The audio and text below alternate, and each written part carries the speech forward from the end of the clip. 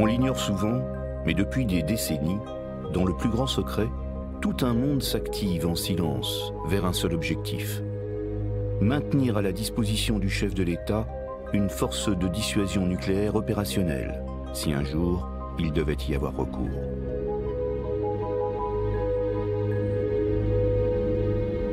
Ce que l'on connaît généralement de cette force, c'est ce que l'on peut en voir.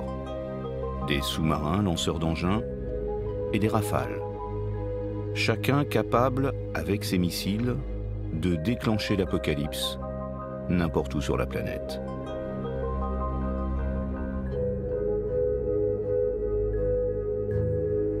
Mais derrière ces forces bien visibles se cache un arsenal gigantesque et invisible, où s'entremêlent la science et la défense.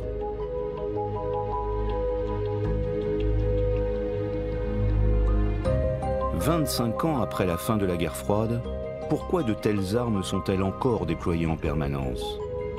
Contre quelles menaces du monde moderne peuvent-elles bien nous protéger? Pour la première fois, de hauts responsables passés et actuels de cette chaîne ultra confidentielle de la dissuasion nucléaire française ont accepté de dévoiler la réalité de cette force militaire ultime, celle dont l'immense pouvoir se concentre dans les mains d'un seul homme.